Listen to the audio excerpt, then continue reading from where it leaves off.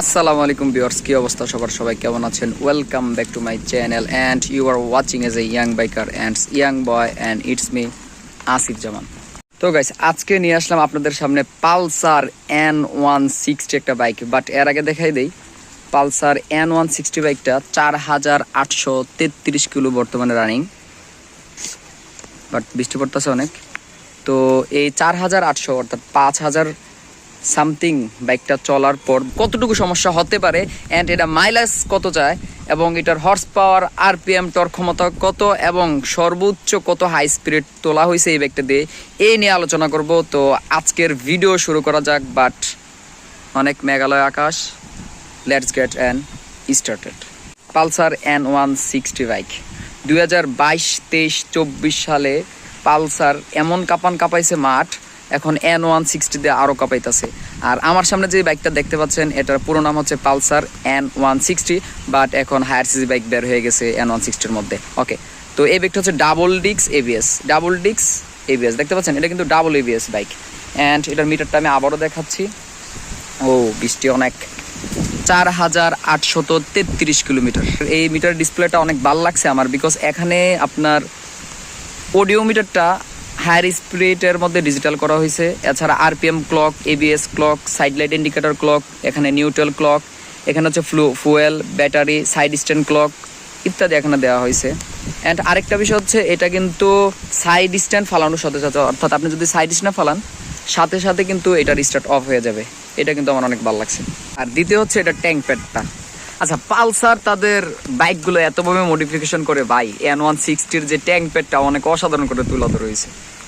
আর এখন যে higher CC পালসারটা বের হয়েছে এর মধ্যে, এটা তো আরো আগুনের মতো। তো আচ্ছা, 160 নিয়ে আলোচনা করি। এটার যে আপনার দেখতে পাচ্ছেন সাইড কান কাটা, আপনি দেখেন অনলি এখানে 2 সুতার মতো জাস্ট একটু ক্লোজ, জাস্ট এতটুকুর মধ্যে আপনার গেটে বা স্ট্যান্ডটা পুরোটা বামে এবং ডান দিকে আপনি স্ট্যান্ড করতে পারবেন। টাঙ্কির যে গ্রাফিক্স ডিজাইন করা হয়েছে এটা অসাধারণ, এই নিয়ে কোনো আমার মতভেদ নাই। বাট এখানে আমার মনে হয় জাস্ট এখানে ক্লোজটা একটু যদি আরও বেটার করা হইতো, তাইলে নর্মালি দুর্ঘটনার পরেও স্টার্টিংটা ঠিক থাকতো। বাইকের লুক দিয়ে আমার কিছু বলার দরকার নাই, বিকজ N160 N160-র মতোই আমি সবগুলা বাইকের মধ্যে বাজাজ যে আপডেট করছে N160টা, এরকম বাইকের হেডলাইট লুক আমি আর দেখি নাই। সামনের লুকটা এটা হচ্ছে সম্পূর্ণ আপডেট অ্যান্ড সম্পূর্ণ একটা অ্যাকসেপ্টেবল একটা লুক, যেটা অন্যান্য বাইকে দেখা যায় না। তো আপনারা দেখতে পাচ্ছেন দুই দিকে দুইটা চোখ এবং মাঝখানে হচ্ছে হেডলাইট, অ্যান্ড হেডলাইট এটা হাই লো দুইটা ইনভলভ করা হয়েছে। আপনি বলতে পারেন যে ভাই অ্যাডজাস্টারটা কোনটা, চ্যালেঞ্জারটা কই? আমিও প্রথম খুঁজে পাচ্ছিলাম না, পরে দেখলাম ওরে বাবা, সাইড স্ট্যান্ডের নিচে অ্যাডজাস্ট সেট করে দিছে। অসাধারণ বলতে অসাধারণ ভাই। অ্যান্ড পিছনের সাসপেনশনে দেওয়া হয়েছে 130, 70, 17-এর টিউবলেসের টায়ার। সামনে দেখতে পাচ্ছেন 190, 17-এর টিউবলেস টায়ার। তো টায়ার সম্পর্কে আমার বলতে হচ্ছে যে 2022-এর মডেলে যে পালসারগুলো বের হয়েছিল, সাইজটা হচ্ছে এরকমই, মোটা এবং চিকন কোনোটাই করা হয় নাই। বাট N160 তো এটা যদি আর একটু মোটা হইতো, পিছন থেকে দেখতে একটা গর্জিয়াসের মতো লাগতো। বাট যতটুকু হয়েছে এর কারণে আমার মনে হয় তেলটা অনেক কম খাবে, সেজন্য কোম্পানি তাদের তেল প্রোডাকশনটা বাড়ানোর জন্য পিছের চাক্কাটা নর্মালি একটু চিকন হয়ে রাখছে। তো পালসার N160 আমি বলতে চাই যে যত পালসার N160 আছে, এটার ইঞ্জিনের হর্স পাওয়ারের ফলে ইঞ্জিন এত গরম হয় যে ট্যাঙ্ক পেট ছেদ করে আপনার পায়ে এসে এর গরম অনুভবটা হবে। আর এটার যে এক্সজস্ট সাউন্ডটা এখানে আছে দেখেন 1-এর উপরে আরপিএম। তো এক্সজস্ট সাউন্ডটা এখন কিন্তু মোটামুটি ঠিক আছে, কোনো সমস্যা নাই। বাট আপনি যখন 1 থেকে এটা একটু উপরে উঠাবেন, 2 বা 3-এর উপরে নেবেন, তখন এটার আওয়াজটা পুরোপুরি চেঞ্জ হয়ে যায়। ইঞ্জিনের এক্সজস্ট সাউন্ডটার আগের মতো থাকে না।